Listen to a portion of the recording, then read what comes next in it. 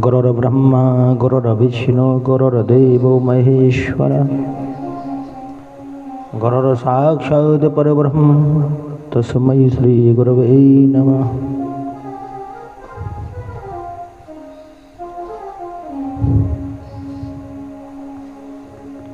गजाननं भूतगणादिसेवितं कपित्थजम्बोफलचारुभक्षणम् उमासुतं शोकविनाशिकारिकं नमामि विघ्नेश्वरपादपङ्कजम्।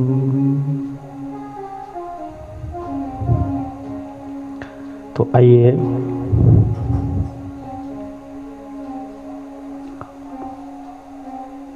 काम एष क्रोध एषा रजो गुण समुद्भवः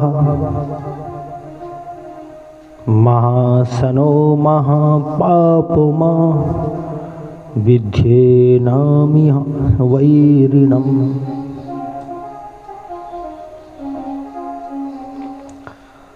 श्रीमद् भगवद गीता में कहा है काम ऐसा क्रोध ऐसा रजोगुण समुद्भवः।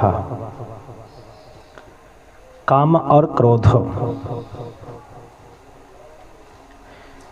ये दोनों रजोगुण से उत्पन्न होते हैं। रजोगुणात् समुद्भवः। कोई कामना उत्पन्न हो और उसकी पूर्ति न हो,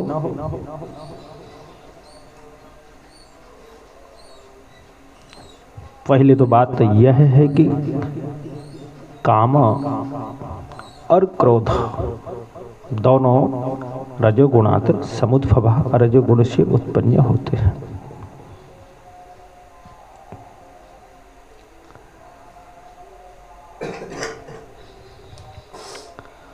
तो इनको हमें जीतना है, इन पर हम विजय श्री प्राप्त करें। इसलिए कथाओं को सुना जाए और समझा जाए।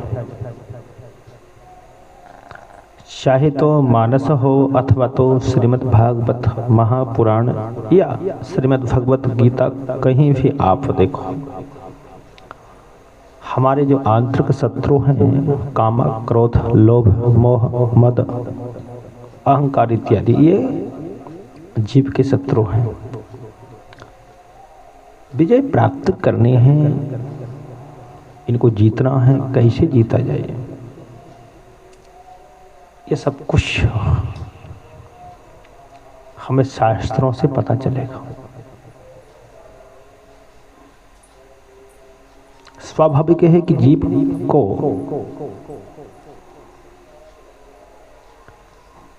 कांक्षा रहते हैं। यदि आकांक्षा अच्छी है, इच्छा अच्छी है तो ठीक है, पर वो कहीं कामना प्रतिकूल हो, अनुकूल न हो, या निम्न स्तर की कामना हो, तब ठीक नहीं बताया गया है। कामना हो तो अच्छे होना चाहिए, और काम और कामना में बहुत अंतर है। देखो, मन अधोगामी है, हमेशा मन नीचे जाता है। जहां आप पानी डालोगे, जिधर गड्ढा होगा जल का बहाव उधर ही होगा, उधर ही जाएगा। और सीधे से हम अर्थ करें श्रीमद् भगवत गीता के अनुसार, तो यह काम क्रोध रजो गुण से उत्पन्न होने वाला है। काम क्रोध रजोगुण से उत्पन्न होता है। काम एष क्रोध एष रजोगुण समुद्भवः। और महासनो महापापमा विद्येनामिह वैरिणम्। बहुत खाने वाला है, बहुत भूखा है, बहुत पापी है, इसके लिए हम अपना बैरी समझें, ये अर्थ।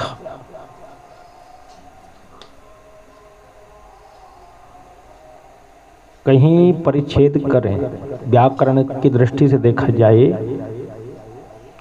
तो काम और क्रोध, महत असनम यस्य सः, बहुत खाने वाला, और महत पापमा यस्मिन सः, बहुत बड़ा पापी है। ये दोनों बात है। तो काम, क्रोध, लोभ आदि से हमें बचना है। और जहाँ भी कहीं चर्चा आई है तो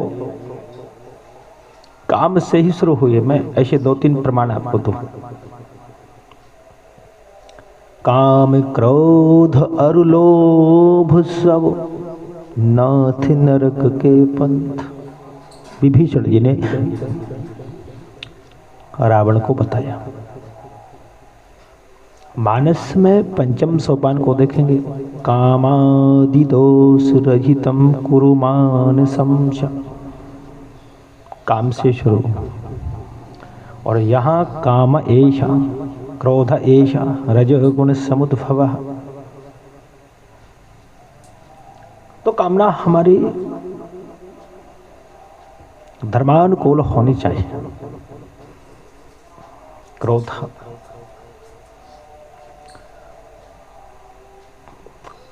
क्रोध ही काम से ही उत्पन्न होता है।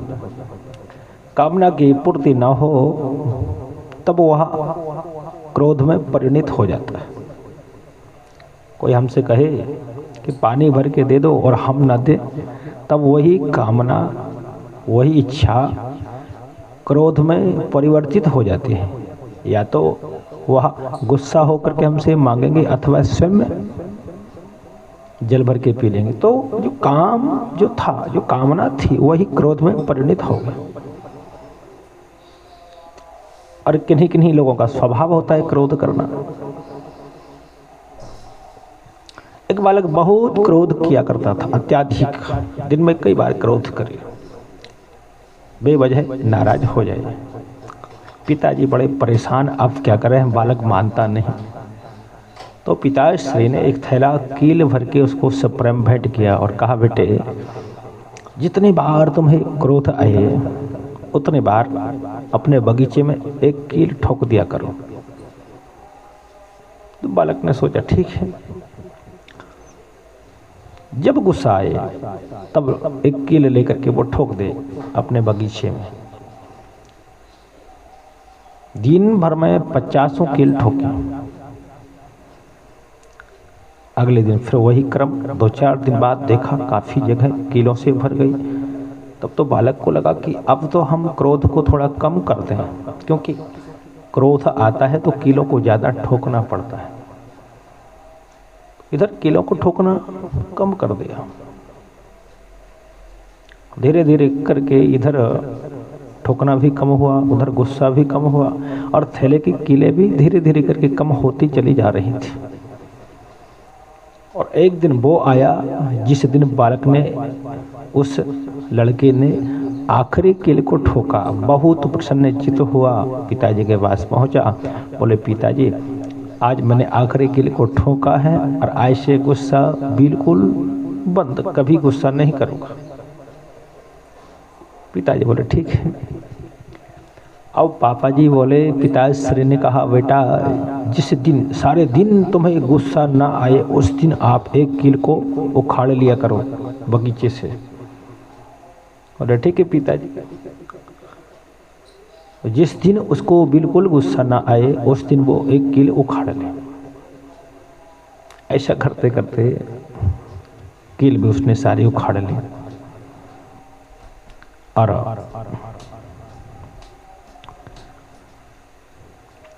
अब वो समय आ पहुंचा, सारी कील उखाड़ ली। अब पिताजी से कहा, पिताजी सारी कील उखड़ गई। तो पिताजी उसे उस बगीचे की जो जगह थी वहां ले गए बहुत सारे छेद थे। तो कहा बेटा कील तो उखाड़ ली, पर जो छेद तुमने जो ठोके हैं ना, ये गड्ढे बने हैं, कील तो निकाल ली पर ये छेद को आप वैसे नहीं कर सकते। ऐसे ही हमारे क्रोध से हृदय में जो छेद हो जाते हैं, कील तो निकाल भी लेंगे पर छेद कभी भरे नहीं जा सकते। ध्यान देने की आवश्यकता है। हम क्रोध पर विजय श्री प्राप्त करें। बुद्धि कई प्रकार के होते हैं। यहाँ 3 बुद्धि मैं बात करूं। एक तार्किक बुद्धि होते हैं,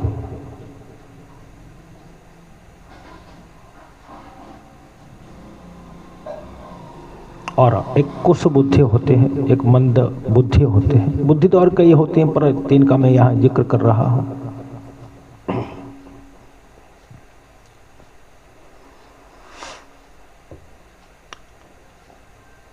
उदाहरण, एक कील लेकर के हम लकड़े में ठोक दे, कील को निकाल लो, छेद बन जाएगा, वह कुशाग्र बुद्धि होती है।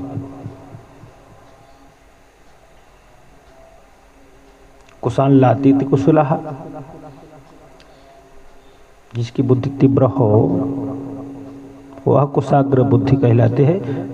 कील को ठोका, निकाल लिया, कील भले ही निकाल ले पर उसका प्रभाव देखिए, उसका संसर्ग देखिए, निकालने पर भी वह गड्ढा बना हुआ। दूसरी तार्किक बुद्धि होते हैं। कील को मिट्टी में ठोका, निकाल लिया, छेद कुछ बना हुआ है और कुछ बंद हो गया, मिट्टी उसमें गिर गई। तो ये तार्किक बुद्धि होती है। और जो मंद बुद्धि होते हैं कि हम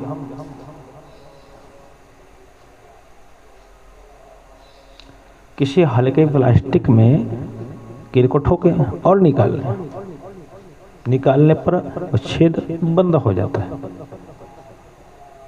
तो मंद बुद्धि होते हैं। जहां तक भी गौर हमें कुशाग्र बुद्धि पर करना चाहिए कि हमारी बुद्धि कुशाग्र हो।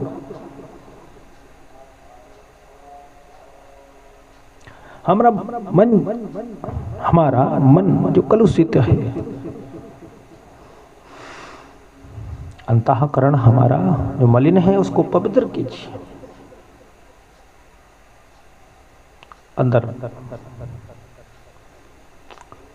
जो मत्सर बैठे हैं उनको निकाल फेंकिए। काम को, क्रोध को, लोभ को, मोह को, अहंकार को। सात्विक हों पर तामसिक और राजसिक नहीं होना चाहिए। सबको पता है ये शरीर नश्वर है, जो जीव आता है और वो चला जाता है।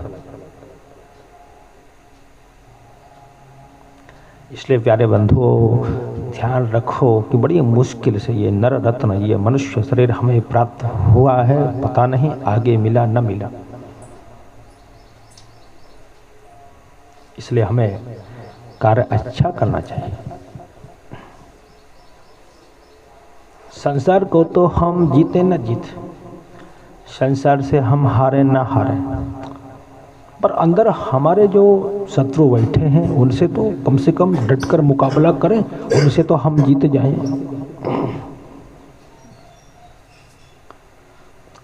बाहर के लोगों से इतनी समस्या नहीं होती जितना कि हम 24 घंटे घर में रहते हैं, घर के लोगों से होते हैं।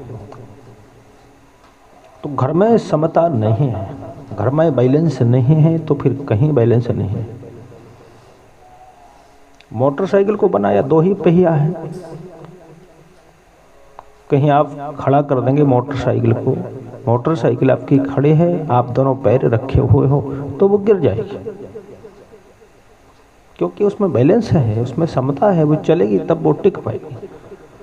ऐसे ही हमको गृहस्थी चलाना है, घर चलाना है, तो समता का योग रखना पड़ेगा, बैलेंस बनाना पड़ेगा। और जहाँ बैलेंस अनबैलेंस होता है जहाँ बैलेंस बिगड़ता है वह गिरने के आसार रहते हैं। इसलिए शास्त्र आदेश देते हैं कि हमेशा समता का योग, समत्व योग उच्चत, हर जगह अपना दायित्व, अपना कर्तव्य समझ करके। कई लोगों को 50 बार टोको तब एक बार सुन नहीं पाते, और सुन भी लिया ना तो कभी उत्तर देते हैं कि यह हमसे होने वाला नहीं। अरे कर्तव्य को देखो, हमारे दायित्वों को देखो, हम क्या करने आए हैं। जितना जो कर लिया वो अपना, सबका पता है, पर ये पता नहीं कि हम कब तक चलेंगे। इसलिए अच्छा काम जीवन में हो जाए तो समझो हमारा जीवन धन्य और कृत हो गया।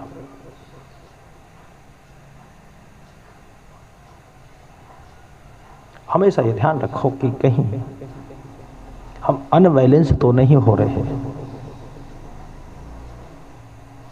कहीं हम समता से बाहर तो नहीं जा रहे हैं, हमारी पटरी कहीं इधर उधर तो नहीं हो रही है। कभी कभी क्या होता है कि पटरी से हम उतर गए होते हैं और पता नहीं चलता कि हम सही चल रहे हैं अथवा नहीं। दूसरे अपने ही लोग हमें अवगत कराते हैं